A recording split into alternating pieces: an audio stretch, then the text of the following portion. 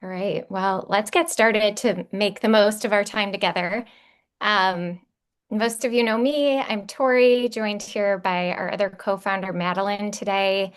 And we have a special guest, but not a guest because she's also a Practice Vital customer as well, so part of our community, Steph Korpal.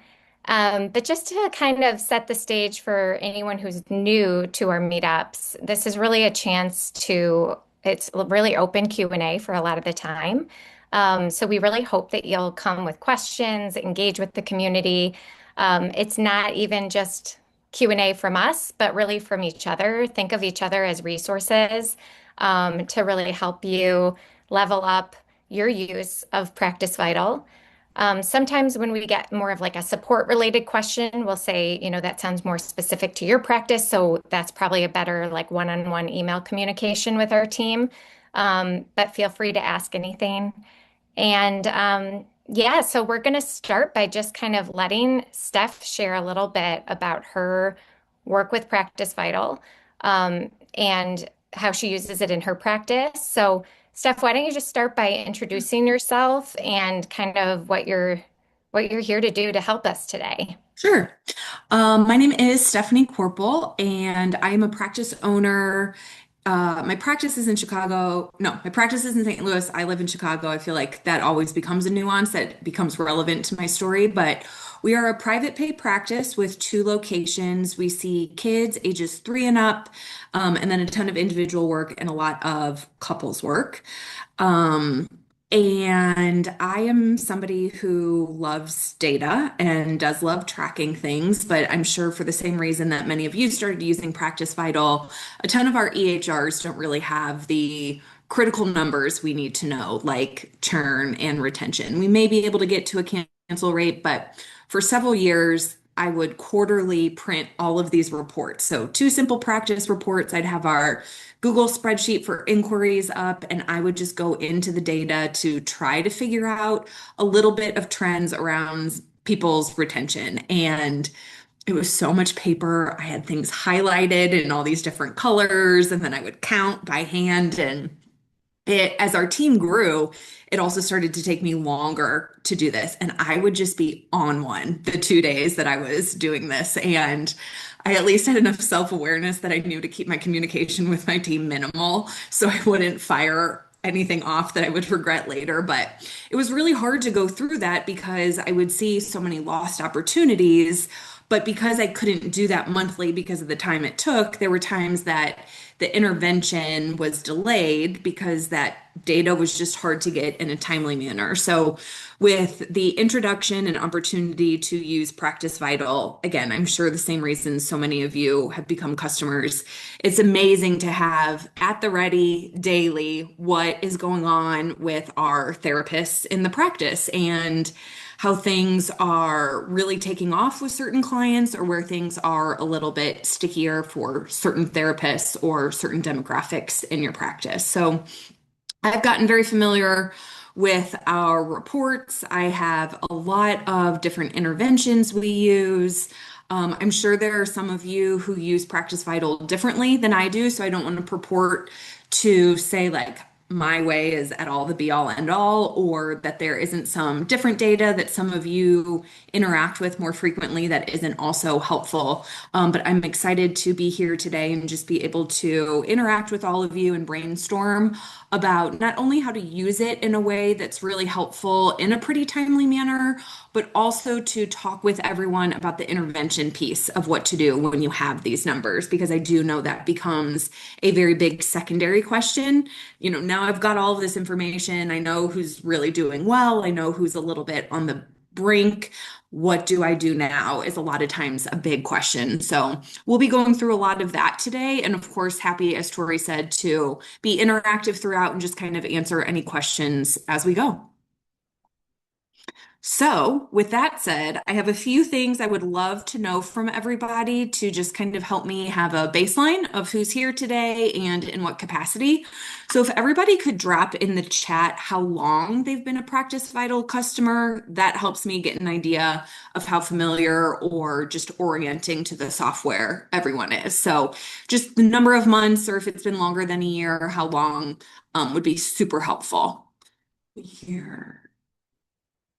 And Tori, if you could kind of help me with some of the, okay, Yeah, we have a lot of different, nine quite the months, a year, variability. 6 months, Awesome. 2 years, 2 years, 2 years, 6 to 9 months, 3 months. Yeah, so I think a little bit all over Okay. the place. Quite the spread. I love it. There's going to be some really good flow of information. Awesome.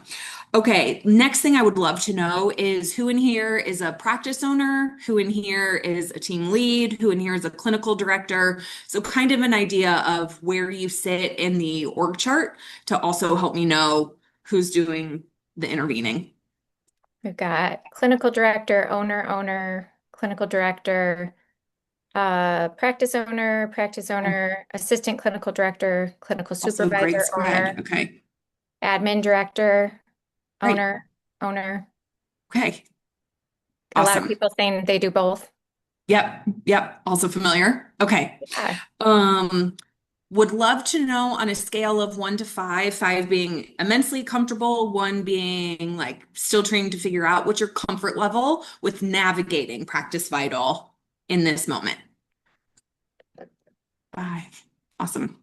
3, 4, 6. Okay. Awesome. Some really comfortable folks here. That's great. Okay, so knowing this, final question, what are 1 or 2 questions you have today, or if not a straight up question, a desire to leave with from our time together today?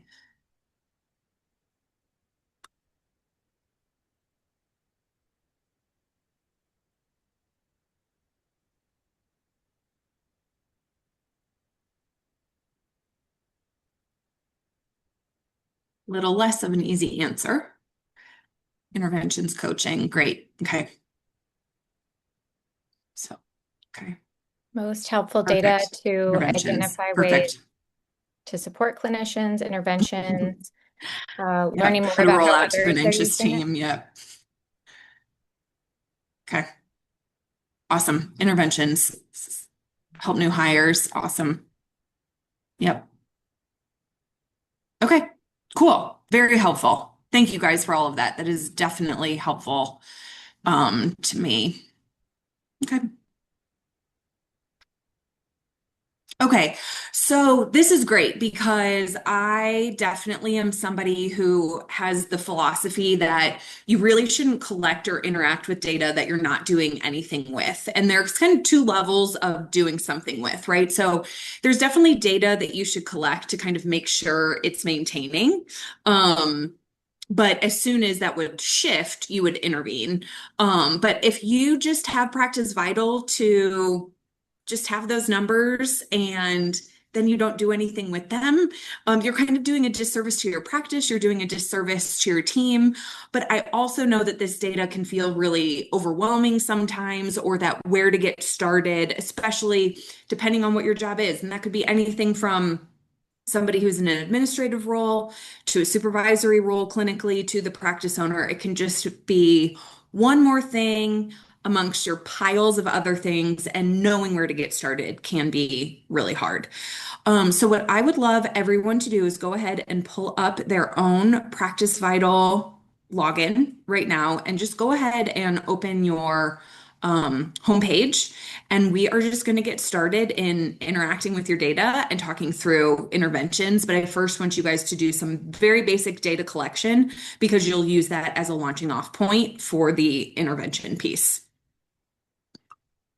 So go ahead and pull it up. Go ahead and go to the clinician metrics where you have your whole team listed, and then cancel rate, churn rate, and retention rate. And just go ahead and grab a piece of paper really quickly and just kind of make a table. It can be chicken scratch. This is nothing that has to be formal. And you can just go ahead and write down the initials of your clinicians in a list and then create columns and go ahead and write in each column, um, in the row of their initials, what everyone's cancel rate, churn rate, and retention rate is in your practice. We'll take about 3 minutes to do this, so until 12:15. And if you have a huge practice of like 20 plus clinicians, this is just to get started. You could just go ahead and get capture maybe like 8 to 10 clinicians if you have a really large practice. And this is just a sample of what we'll do today. And then you can take to your practice from there.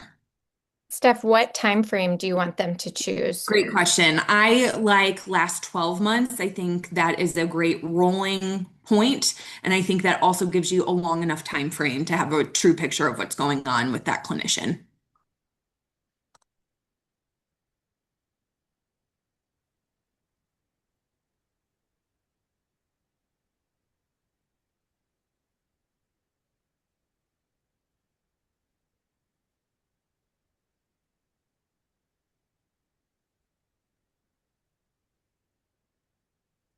Question, just churn and utilization in the columns and retention? Preferably for this exercise, cancel, churn, and retention. Um, or if there are two in particular problems you're experiencing with your therapist, you can hyper focus on those. Repeating the directions, yes, just go ahead and pull up clinician metrics on your dashboard. Use the time frame last 12 months and then pull out a piece of paper. It doesn't have to be anything formal. It can be the back of an envelope if you want. And just start writing your clinicians in a list, their initials, and then in columns, go ahead and do cancel rate, churn rate, and retention rate, and write everybody's percentages.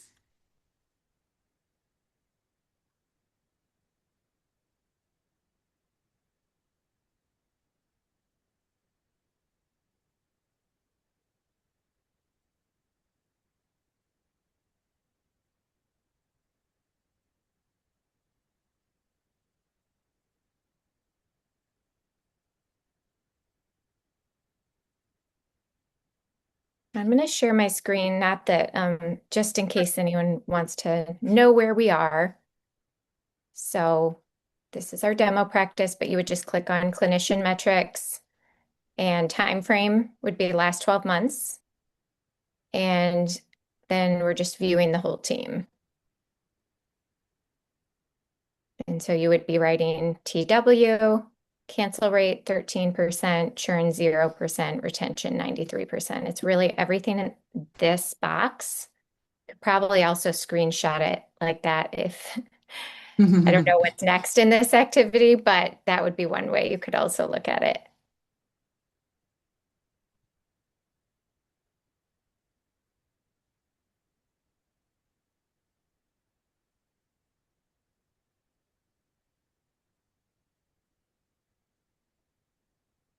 All right. Now that that is all written down kind of by hand, I want you to go ahead and look in the cancel rate column and kind of figure out if you could divide your team and their numbers into about 3 tiers. I want you to think through what those percentages would be in your practice. And I want you to think of these tiers as this person's doing great, they're strong in this, no intervention needed. And then the next one would be, we're a little on edge. Probably a little bit of support would be helpful. We want to make sure this doesn't drop off more. It's not the worst, but we need some moderate support here. And then the third tier being needs attention, high concern. And I want you to be doing this not as a group because I want you guys to really get an idea of a baseline in your own practice. So it can be really helpful to know, like nationally or in a big group, how other practices are doing. So you know if your group is really excellent or really performing in a way that needs a lot of intervention compared to some national metrics. But to just get started, it's really helpful to know the baseline in your own practice. So just kind of get an idea of what numbers are recurring a lot in each column and kind of group into there. Okay. You can start with cancel and then move on to churn rate and then move on to retention rate. As Tori's indicating, you can sort by that, which may make that grouping feel a little bit more obvious and a little bit easier to get through. Also, if you do have a big spread here, you may want to go in and it is okay to have kind of like different levels than PracticeVital if you need to for just getting started, right? So they've done that national benchmarking, which is awesome. But if your practice like needs a little bit of coaching, it's okay for you to make different tiers for you to get started with this initial round of intervention as you kind of stabilize things in your practice. Is this Yeah, making so sense so maybe far? it is. And I wonder if, like, for you, instead of like tier one, tier two, tier three, it's sort of like what's in green, what's Hmm. in yellow, and what's in red. And I think what Steph is trying to convey is that it doesn't have to be our version of red here, and you can change that over time as well in your settings. But just for this exercise, you know, choose who you consider as sort of in red, your own version of red for cancels. And then do the same thing for churn. And you can again like click on the heading to get who's in green, who's in yellow, who's in red, given your standards around that. And same thing with retention.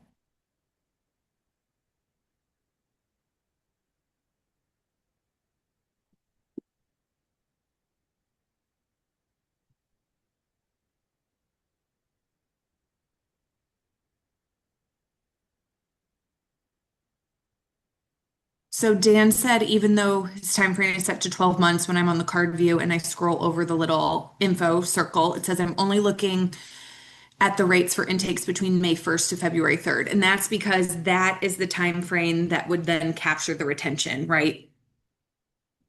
Right, correct. So if a client came in March for their intake, we don't have enough data yet to say that they were retained or not retained.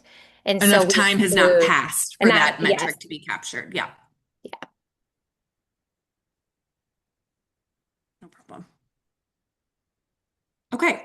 So does everybody have that so far? They've got kind of an idea of what the percentages are and kind of the tiers are for each metric within their own practice. And this is not hard science. This does not have to be an exact measure, but this is you guys just kind of getting a feel for where things are in your practice in different bubbles. And Steph, could you give an example using, what you're seeing up here? Would it be that we're putting Jocelyn, are we categorizing the clinicians for each of that, or like what would it look like specifically? Um, Yeah, so where I would start if I was doing this in my practice, right? So I would actually look at Kevin and Eugene, who both have cancel rates at 20% and 22%, and look at, okay, those are actually much higher than the baseline in our practice, which is probably if I averaged it out, could you go to your practice dashboard and tell me what your average cancel yeah, is in your practice? yeah. So it would be 14. Well, that's 14%. last month. Okay, Sorry. Last 12 months is 15%. 15%, right? Okay. So it's higher than the So, average. yep. So I would look at the people who are higher than the average in my practice and in supervision be talking to them about how to handle cancels better.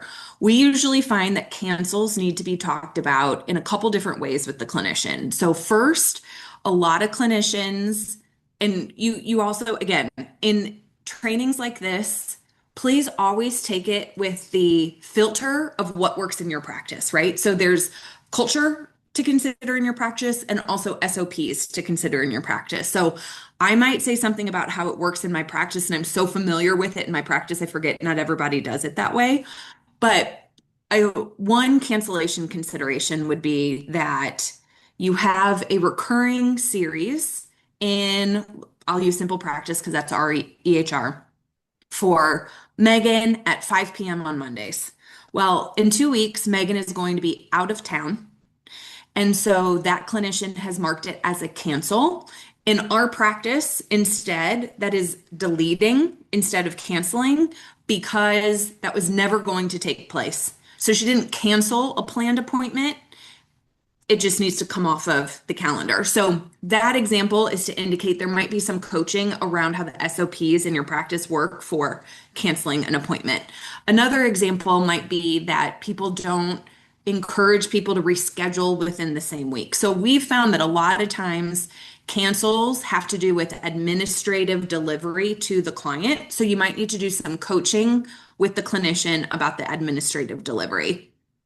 If you are thinking that it's a little bit more than that, and that might be because of churn and retention, there may be a clinical indicator that the clients might like the clinician enough, but don't really like therapy enough. So if you see kind of a pattern of cancels with the same people on the clinician's caseload, that might be a little bit more of a clinical intervention than an administrative intervention. But this is good for you or the supervisor or the team lead to open a conversation with that clinician and get a feeling from them, but also have whoever the supervisor is use their own intuition, their knowledge of the therapist, etc., to be having that conversation in a tailored way. So those are some considerations around the intervention for cancels with the goal of bringing that average closer to the team metric baseline. Phil asked, what stops people from doctoring the numbers and marking all cancellations as deleted appointments? Great question. I don't know what EHR you use, Phil, but in simple practice, you can look at what clinicians like deleted an appointment and versus canceled and sometimes kind of get some activity, and then you talk to them in supervision. I think it's really important to train clinicians hard on the front end about, again, your SOPs in the practice about interacting with appointments in the EHR. And you follow that up a whole lot in their first 90 days to ensure that their behaviors are reflecting what you want to happen in the practice. And then from there, you can keep an eye on it more loosely.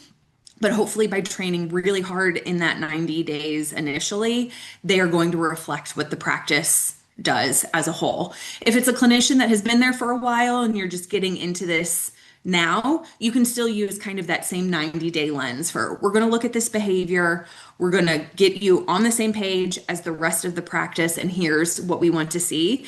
And supervision can either be a little bit longer, so you tack on 15 minutes to the hour or 50 minutes that you meet with them to do more of the staffing around cases, to do that administrative piece. You could have an administrative supervisor for a little while and meet with clinicians who need that kind of help. But it is okay to go back to hard training if a clinician in your practice is not mirroring behaviors that are the expected norm. Does anybody else do anything around cancels and intervening in their practice to help clinicians get closer to their practice baseline?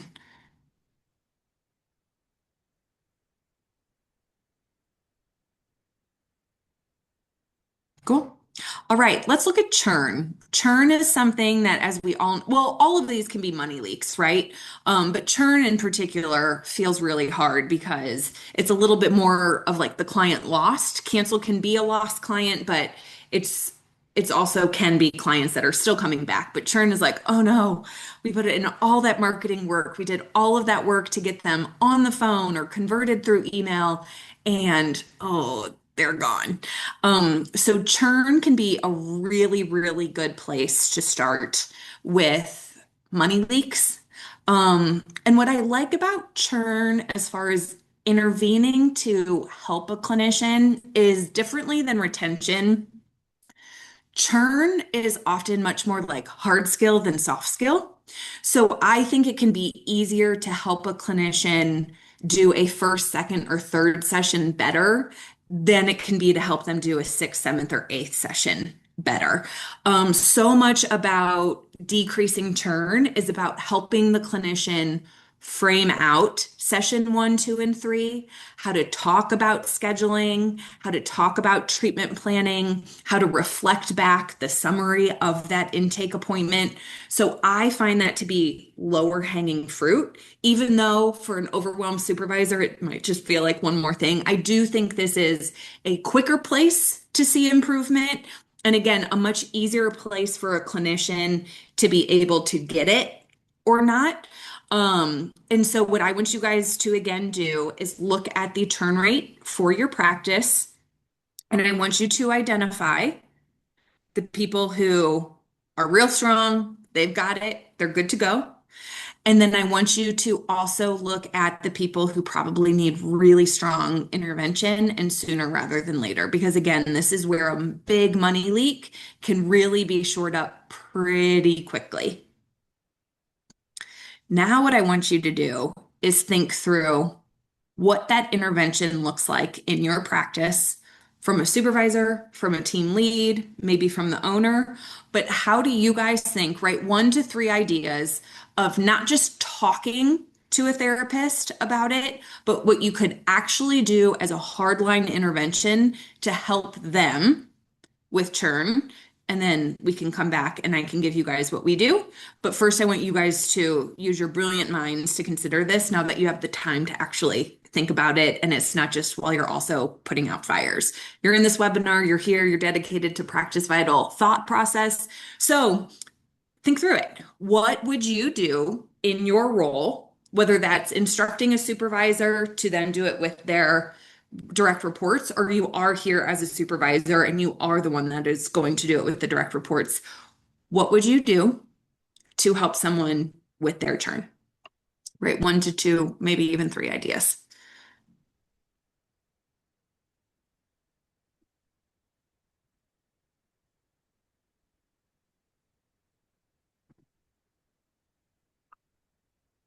Mhm. Sabrina says helping clinicians get clear on what clients they work best with and what clients they don't work well with. From an intake side, get better at matching client to clinician. Sabrina, this is so spot on. We have a clinician who we just changed demographics. She was seeing like half and half before, and we kind of eliminated the one half, and it's made a world of difference. Her satisfaction has increased, her fulfillment has increased, and her numbers are changing drastically. And that came from looking at this data. So that's a great one for sure. Thinking about giving some specifics about what the second and third look like, such as giving them resources for psycho ed and how we are, oh, sorry, my own interaction with my computer is no good, such as giving them resources for psycho ed and how we're going to help them and sharing the treatment plan with clients. Yep. I think you have to deep dive and explore each turn client. So some patterns. Scripting suggestions. Kate, exactly. I think that the best thing you can do with your clinicians is be as black and white about what to do. If they are already having a problem with churn, I'm guessing you've probably had some conversations already about how is the first session going? How is the second session going? And there's still a bridge that they're just not able to cross. So I think giving them specific language is a great start for having them be able to improve that. Um, Discussing scheduling practices and long-term scheduling. Yep, just I think giving people language is so important. There's such a spectrum to how people approach these things, more so than we realize in our leadership roles. And so really getting comfortable with the idea that there are some clinicians that know way less how to do this than what you would prefer or what you assume, and getting really good at very quickly saying, obviously, this isn't working. Here's some scripts. And it can be 2 or 3 different ones. So then the therapist can kind of go with what fits for their personality type and their cadence of speaking, but not letting them just fix it by themselves when they have proved that they can't do that on their own. Help them set expectations of what therapy looks like at intake and give them the script. Yep. Yep. Here's something else that you can do that we're starting to do in our practice. And I'm telling you guys, it is a lot of work for supervisors, but it is going to give you a ton of insight and information. And if this is what helps clinicians feel better about their work, clients feel better about the work they're doing, and then the practice like rises as a group, we do a lot of recordings. in our practice. It is incredible to be able to get true insight from not the therapist summary of what's going on in session, but to actually listen. And then you can completely have an idea of how to intervene with that clinician, and that you can have them listen with you. You can listen on your own and take notes. I think it can be really good to have clinicians do reflection worksheets after they've done some sessions so they can formally and intentionally think through some of these things, like framing a treatment plan, like framing scheduling, money mindset. How does it feel to recommend weekly, especially if you are private pay? Um, so really getting in there with an intervention like that can be really critical. That can go for retention as well, right? So, um, I'll get to retention in a minute, but any other cancellation, not cancel, churn rate questions you want to talk about, or interventions that you do or have suggested that might be worth talking about? I just met with a practice owner who said that they did a team meeting where they talked through what the first few sessions really sound like and did some role plays in their team meeting. Awesome. And Yep. people were sort of like, a couple people had pushed back on another therapist being like, I don't know, I feel weird saying come back next week or something like that. And the practice owner pulled up the data, not to share with everyone, but she was like, actually, that person has the lowest churn on our whole team.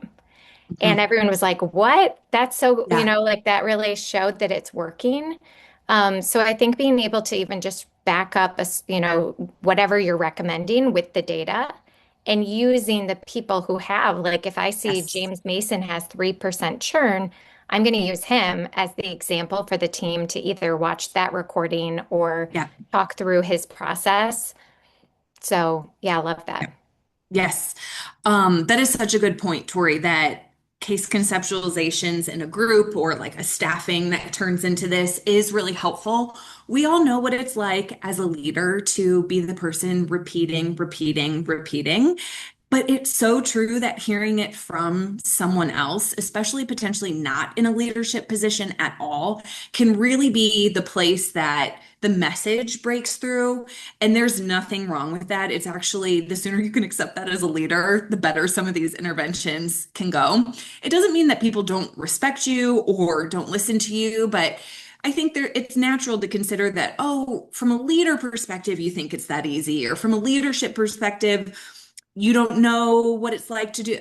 But if they hear it from somebody else who is a full-time clinician who's maybe not supervising, or again, to just hear how the same message can sound worded differently can be a very powerful tool. So, Tori, thank you for talking about that. Some people also mentioned a therapist match survey after the first session, which I think can be really insightful, especially if you can figure out how to get clients to actually fill it out and give it back to you, because I think that's an excellent data point for to be able to give the clinicians, and then for you as a leader in your practice to be able to create again any SOPs or onboarding practices with that kind of data you can turn into general teaching as you onboard additional clinicians. A therapist match survey is kind of a survey you send out to clients after a first session that's like, did you feel like your therapist understood you? Did you feel like your therapist listened? Did they have an idea of what your goals were? And kind of just those sorts of questions to make sure that the match is as close to what the client was looking for as possible. All right, retention rate, same thing. Go ahead and kind of sort and get an idea of the groupings for people within your practice.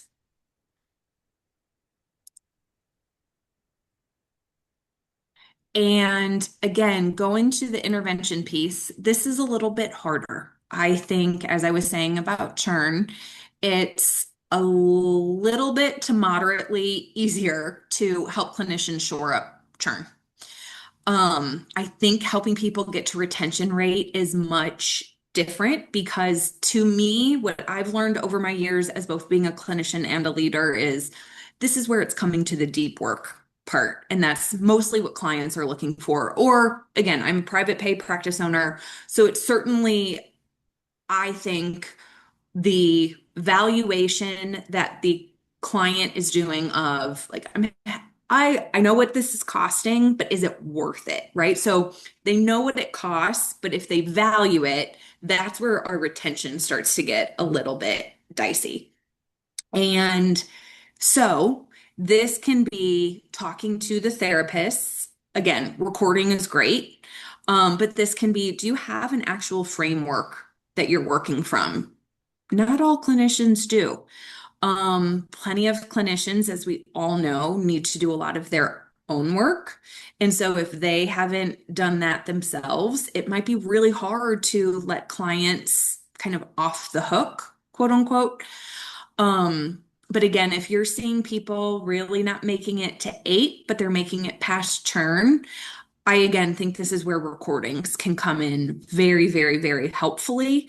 I think it can be a good idea to have a clinician record a session they think is going well or a client relationship they think is going well and one that they feel stuck in, because then you can see where do they feel confident and why do they think they're confident there versus where are they stuck and why are they stuck, and compare those.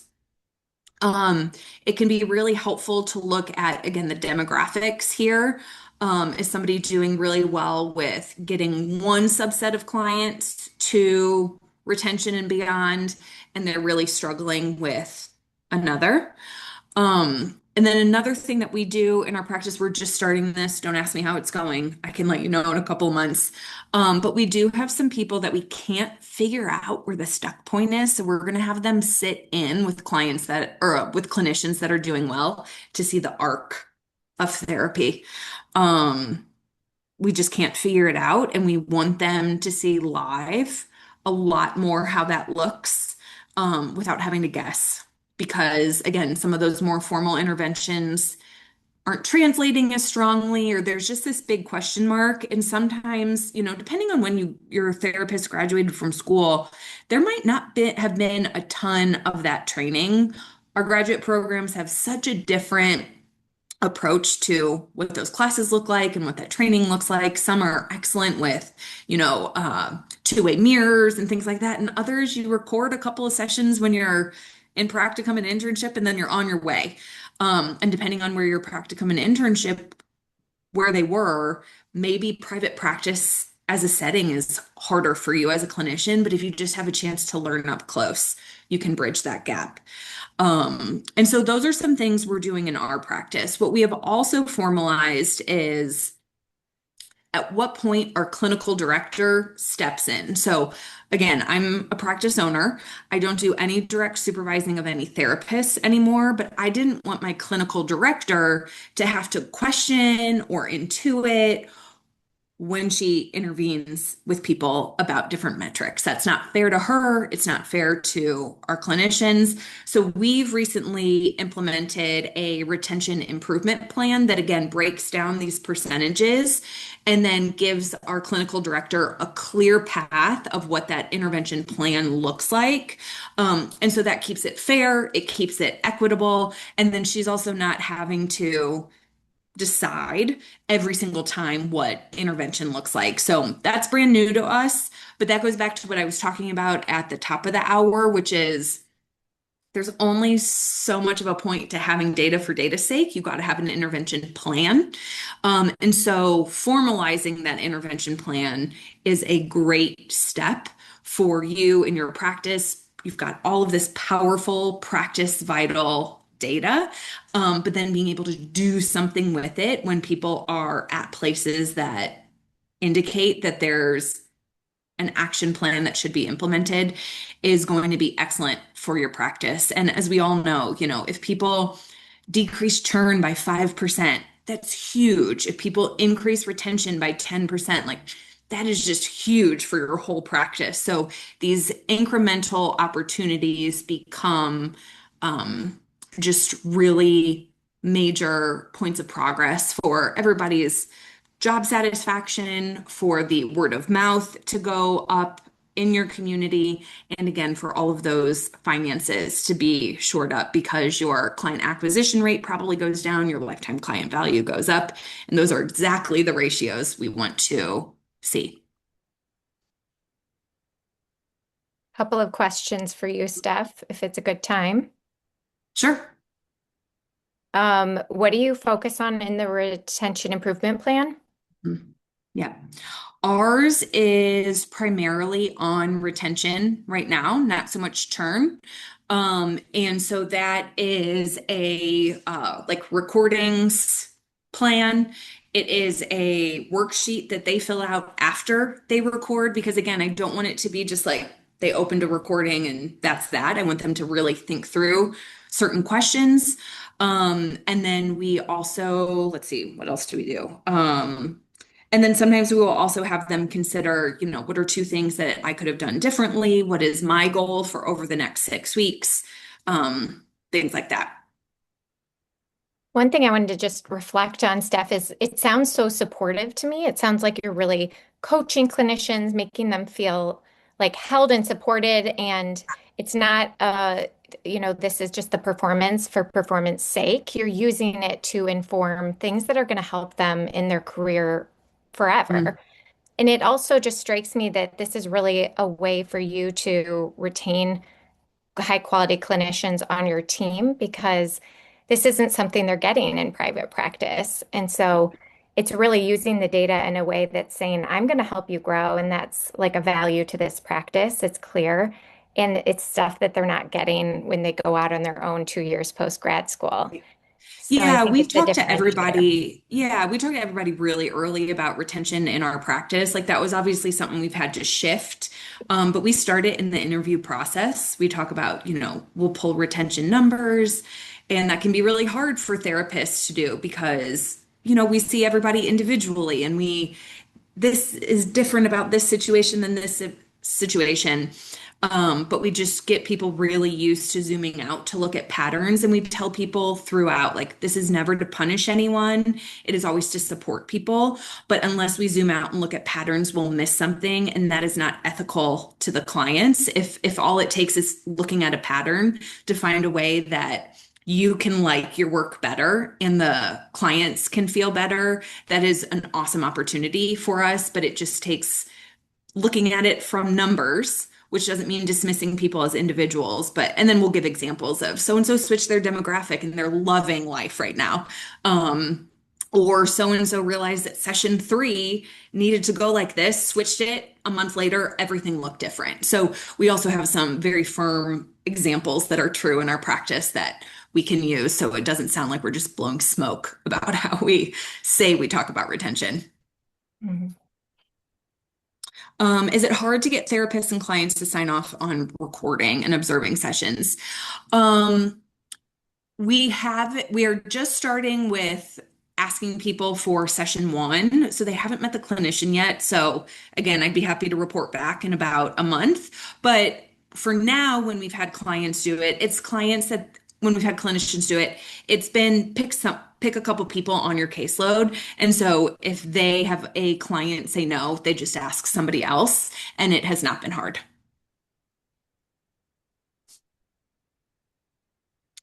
When retention is low, about how many clients are we talking? Our common problem children are usually the ones with lower caseload, so fewer intakes, so not retaining. Yeah. Or one in a leadership role who treats clients with substance use. Yes. Okay. Um, yeah. So when retention is low, about how many clients are we talking? Again, this is where baseline in your practice has to become something that you feel pretty good about establishing.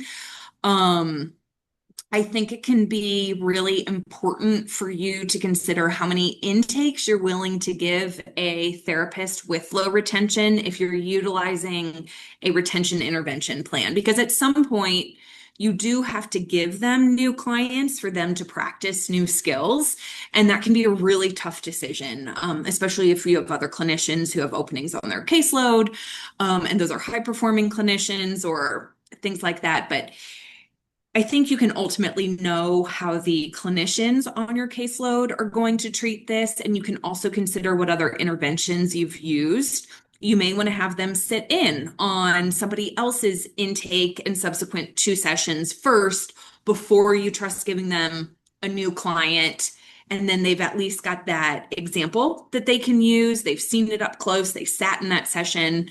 Um, But yeah, it can be really hard. We also recognize in our practice that, retention for couples is different than retention for individual adults. So those nuances are very, very normal. And so it might also be a good idea to have in your head, this is what churn and retention look like for our couples counselors, and this is what churn and retention look like for our individual therapists, or in your case, our clinicians who work with people in the substance abuse population. So it's okay to have those additional extra like drop down nuances in your practice. This is never going to be a perfect science, but it is about figuring out what is a clear plan of improvement so we can reduce some of the day-to-day decision making when you are looking at the data and deciding what to do with it.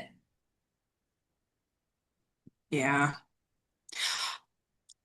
Counseling unconditionally. I hear you. We just had that talk. We have a clinician who we haven't been giving clients to in a while, and she's a great team member. She's so like helpful and she's taking this really seriously, but we just like can't figure it out. She's got some clients that she's had the whole time she's with us, and then keeping other clients is really hard. But we recently made the decision that we're going to go ahead and give her 2 to 3, and this is what she has to do, and this is what we're going to look at. But it was a really hard decision to come to, just from, a client consideration standpoint. But we want her to get better, and we do believe she can. And we've had conversations that we feel are really good guardrails to put in place, that we do think she can do it. And ultimately, if you do want to see somebody improve, you do have to trust their opportunity to put that in practice.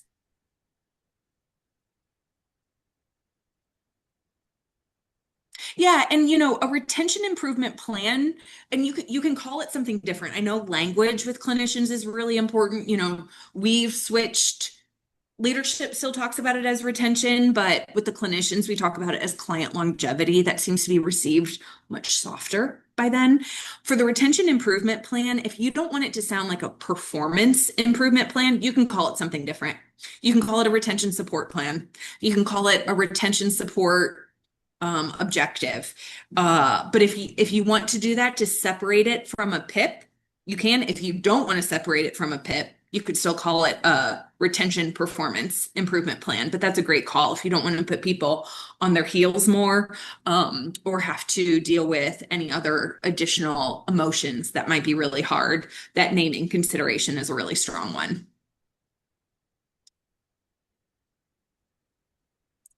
Do you have cancel, churn, and retention rate goals for your practice as a whole? Yep, I sure do. Our cancel rate is really low, which is great. It's the only metric of ours right now that I feel really comfortable with. And our average cancel rate is 10%. So we definitely have some clinicians who are above that and others who are way below that. And I don't think anybody's doctoring their numbers. We train really hard. We have very hands-on supervisors, so I don't think anybody's getting away with anything unwarranted in that department. Our churn, I right now have set as 4 sessions or less compared to PracticeVital's 3 sessions or less. That came from me being in a mood a couple weeks ago, to be completely honest with you. Steph, ours What is I 4 or less. Are you thinking it's of Maybe I our, had changed it to 3 or less, and then I maybe you changed it change back it to to four or 3? less. Okay, yeah, ours is 4 as just the default. So Okay, fewer so if than they four do sessions. 4 sessions, they're churned. If No, they do four, fewer than 4 is churned. okay, so I have fewer than 5. So you're making So if it, you come to 4 sessions and then we never see you again, that's considered churned, not between. okay, so you're making it harder on your team then. Correct. Got it, got it. Okay. Ram. And that came from some conversations with my financial folks about when we turn a profit, our client acquisition cost, things like that. So I think that can be something to look at. What in your practice makes sense for what you even want your churn metric to be. But our churn right now, let me look. Or just like, what is your standard? I think they're asking, like, what would you expect your clinicians? What percent are you expecting them to Yep. Yep. return? Our churn, I expect differently for our couples therapists than our individual therapists. I do want my individual therapists under 25%. Under 20% is beautiful. For my couples therapists, whether people who are more trained in couples therapy on this meeting or not might argue. Right now, as a practice, I want it to be less than 30%. I do hope that over the next year or two, we are significantly improving our couples style intervention and we can move that metric. But right now, looking at our baseline, looking at our really talented couples therapists and how things are going for them, that's where I set that. Retention, we are a private pay private practice, and I've talked to a lot of other private pay private practices. And right now, for where we are as a practice, I think 70% and above is unreachable. I don't know if other private pay practices would argue that. If you have higher than that, I worship at your feet. Amazing. I would love to know how you hire. I would love to know how you train, all of that. But we're finding that in the 60s for us is reasonable retention. High 60s is amazing. If you're 70% and above, I'm doing everything I can to keep you happy as a clinician. And again, our therapists usually have two specialties. So you might see kids and adults, you might see couples and individuals, and that also makes it interesting. So again, we dive into patterns a lot. Um, and we're working on this. I got my PracticeVital data last July, and we've been slowly but very surely working on how this looks in our practice. So I also want you to hear that this is okay to take some time. You don't have to get your PracticeVital data and have it all turned around within a year or 6 months or 3 months or anything like that. But as long as you're constantly improving what retention intervention looks like in your practice, you're on the right track. This is never going to be perfect.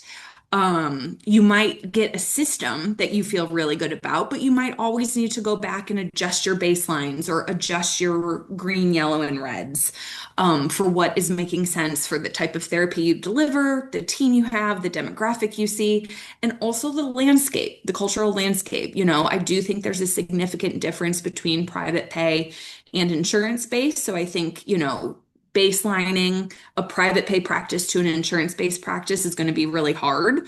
And then comparatively, as an insurance-based practice, if you're looking at my numbers as a private pay practice and thinking like, oh, great, we're fine, but then that baselining or metricing, benchmarking against other insurance-based practices, you might just be missing opportunities for improvement. So it's important to look at your own baseline and then look at other practices that have some similar characteristics as yours to understand where your baseline needs to move. Counseling unconditionally, very, very cool. This year, my private pay practice is at 67% retention. Last 12 months was 52%. So that's a I huge love jump. that. Good That's for really you. cool. Major, Yeah. major applause. That's awesome. Yeah. Yeah. I'd love to know what you did differently if you are open to sharing that with folks. I'm sure everyone wants to know if there's anything outside of what Steph has already shared.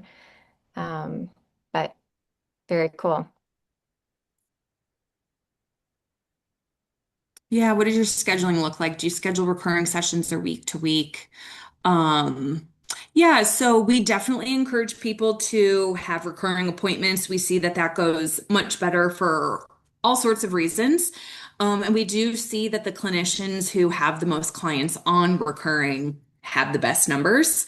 But that said, there are some people who work with a lot of doctors or nurses or other people who have shifts that change. And in those instances, those clients do usually have at least 4 to 6 weeks of their schedule.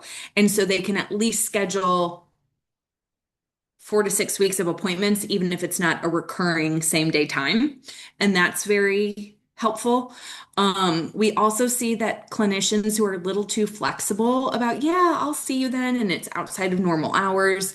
We're seeing that it mirrors back to the client that, like, you can just kind of schedule whenever and the rescheduling will be there. And that's hard for this clinician to do because for those of you who aren't on a salary model, you are on an hourly model, which I do think is most of us. We get it. The clinicians want to make that session happen so that it can go on their timesheet. But there's just kind of a larger thing to help them understand, which is them setting the seriousness and importance of the trajectory of sessions usually will come back to them and the client also reflecting that back.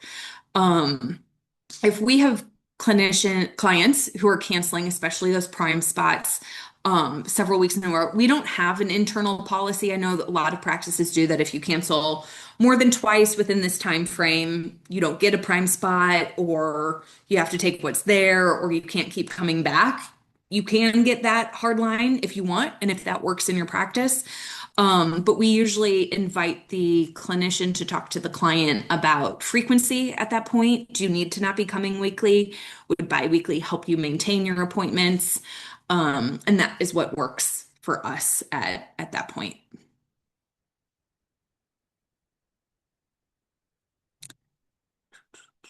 Oops.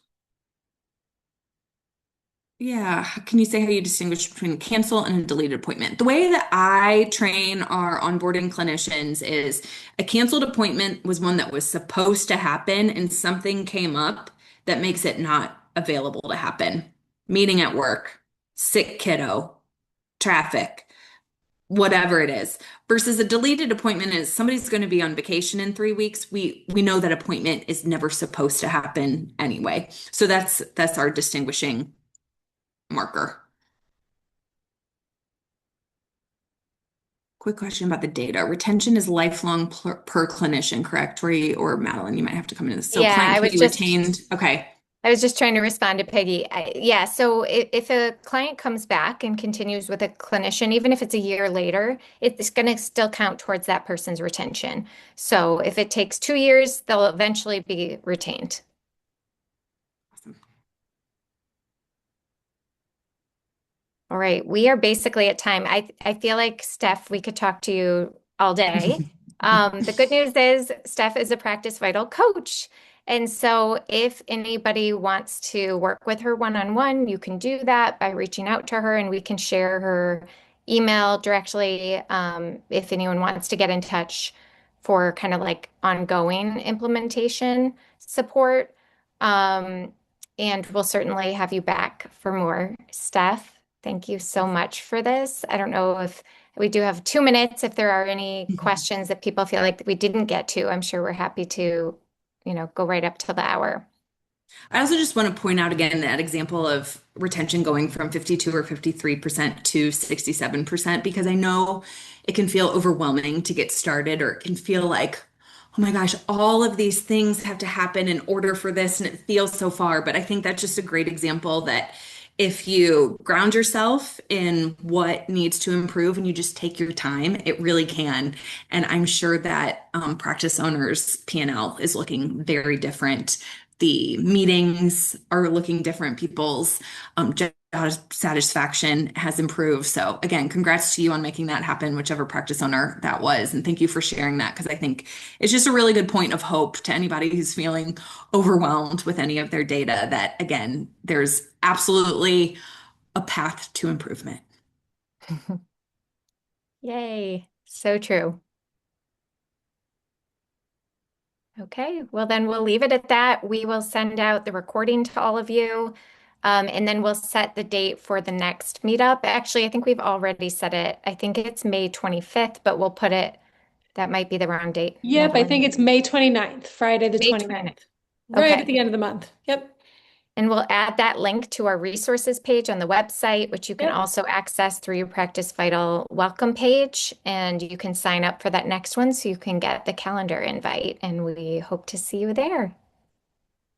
Have All a great right. Friday and great weekend, everybody. Thanks for coming. Yeah, Thank super you. helpful stuff. Thank you so much. Of course. Bye, Take care. Bye, everyone. everybody. Bye.